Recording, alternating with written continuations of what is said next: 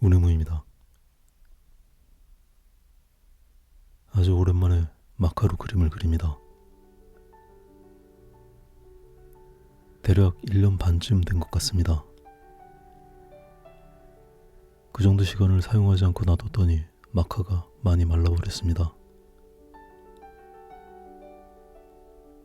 이게 뚜껑을 닫아놔도 어느 정도 시간이 지나면 조금씩 마르는 모양입니다. 저같이 마카를 자주 사용하지 않는 사람들은 마카를 많이 사두면 안 될 것 같습니다.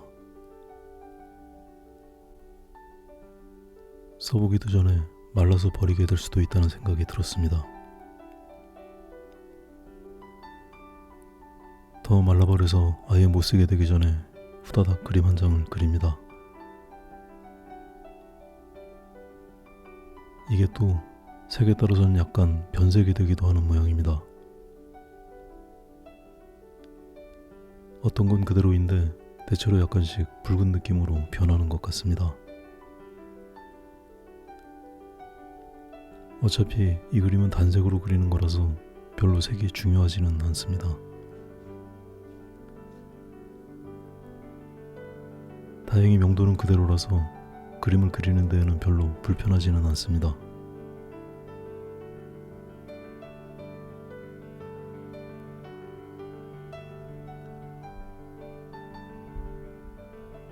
전에도 말씀드렸지만 제가 잘 사용하는 재료가 아니라서 이 재료의 성질에 대해서는 잘 알지 못합니다.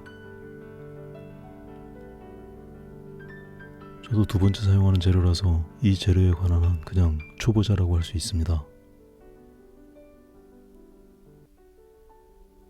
초보가 재료에 대한 평가나 사용법을 설명한다는 건 좀 그렇고 그냥 초보로서의 경험담 정도로 들어주시면 될 것 같습니다.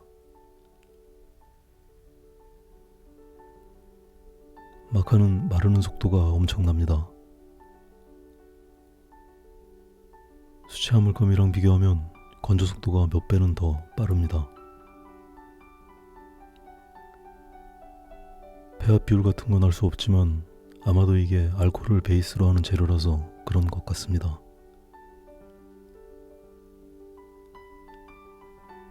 마르는 속도가 너무 빨라서 수채화처럼 번지는 효과 같은 다양한 기법을 구사하기에는 적합하지 않습니다.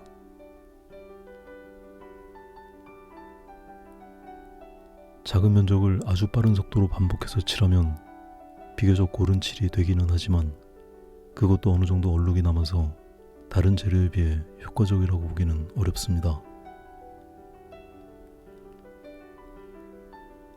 제가 처음엔 좀 어렵다고 생각했던 건 잉크가 흘러나오는 속도에 손을 움직이는 속도를 맞추기가 어렵다는 점이었습니다.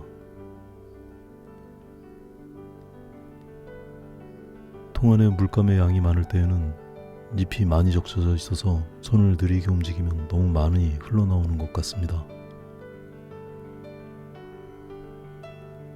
아무튼 이런 특성으로 봤을 때 유리한 것보다는 불리한 점들이 훨씬 많은 재료라는 생각이 들었습니다.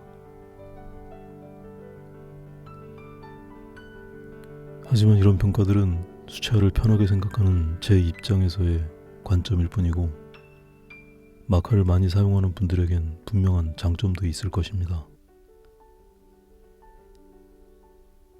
제가 능숙하게 사용하는 건 아니지만 우선 아주 명료한 명도 단계를 가지고 있는 건 큰 장점일 수 있습니다.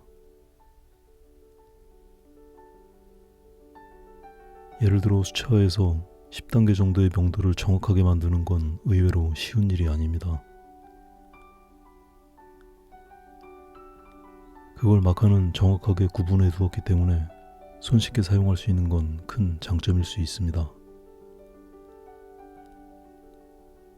예를 들면 지금 사용하는 마카는 쿨 그레이 05라고 적혀 있는데 차가운 회색 중 5번째 명도라는 뜻입니다. 그림 전체에서 이 정도 어두기가 필요한 부분들을 분류해서 한 번에 칠해 갑니다. 늘 예상만큼의 명도가 나오기 때문에 신뢰를 가지고 작업을 진행할 수 있습니다. 아직 무채색이 아닌 다른 색의 마카로 그림을 그려보진 않았지만 모든 색의 끝에 명도 번호가 붙어 있어서 명도를 정확하게 표현하는 데는 큰 도움이 될 것 같습니다. 수차처럼 혼색을 할 수는 없지만 색이 아주 명료해서 맑고 강한 색을 표현하기에는 유리할 수도 있겠습니다.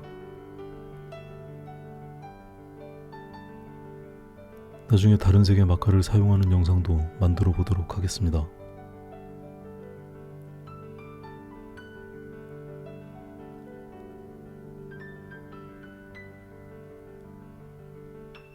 저는 기억력이 좋은 사람이 아니라서 어렸을 때의 기억을 많이 가지고 있는 편은 아닙니다.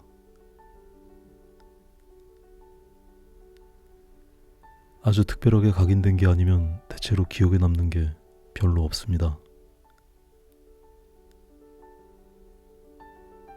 그 많지 않은 기억 중에 어릴 때 동물원에 가서 코끼리를 처음 봤을 때의 기억은 비교적 선명합니다. 코끼리를 보기 전에 당연히 사진이나 TV에서 코끼리를 본 적은 있었지만 실제로 본 코끼리는 좀 충격적이었습니다. 책이나 사진으로 보면서 큰 동물이라는 건 알았지만 상상했던 크기보다 너무나 커서 놀랐던 기억이 납니다. 게다가 그 거대한 생명체가 눈앞에서 멀쩡히 움직이는 게 보면서도 잘 실감이 나지 않았던 것 같습니다.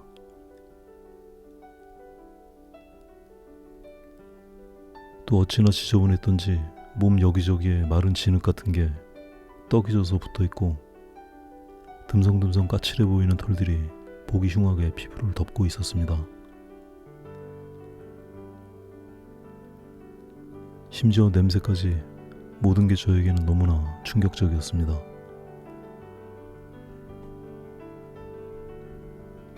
사진으로 보던 코끼리의 이미지와는 너무나 달라서 그랬는지 생김새가 기괴하다는 생각까지 들었습니다. 원래 코가 길고 귀가 엄청나게 큰 거야 알고 있었지만 그것들조차 새삼스럽게 생경해 보였던 기억이 납니다. 요즘 아이들이 공룡을 좋아하는 것만큼 제가 코끼리를 특별히 좋아했던 건 아니라서 실망이랄 것까지는 없었지만 그 충격은 여전히 생생합니다.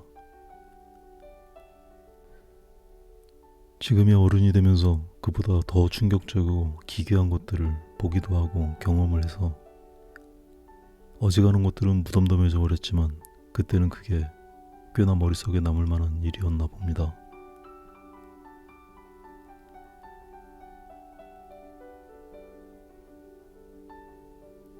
그 기괴한 기억들을 남겼던 코끼리와의 첫 대면을 생각하면 아기 코끼리조차 귀여울 리가 없어야 하는 게 정상입니다. 하지만 그런 기억을 지워버릴 만큼 아기 코끼리는 너무나 귀엽습니다. 어른 코끼리랑 하나 다를 거 없이 기다란 코, 펄렁거리는 귀, 쥐꼬리처럼 가느다란 꼬리까지 똑같지만 너무나 귀엽습니다.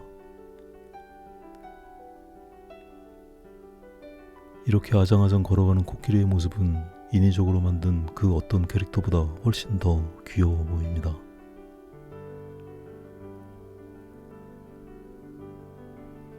아기 코끼리처럼 모든 동물의 새끼들이 가진 귀여운 외형적 특징을 베이비 스키마라고 부른답니다. 그런 귀여운 외형을 보면 누구나 보호해주고 싶은 본능이 깨어나서 해칠 생각을 하지 못하는 게 DNA 속에 있다고 합니다. 그것이 무리 속에서 집단 생활을 하면서도 그렇고 외부의 위협으로부터도 자신을 보호할 수 있는 나름의 힘이 된답니다. 그래서 어떤 사람들은 귀여운 게 세상을 구한다는 이야기도 하는 모양입니다.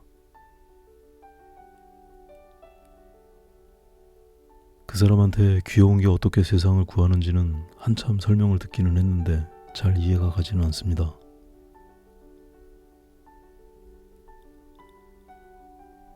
오늘은 여기까지 하겠습니다.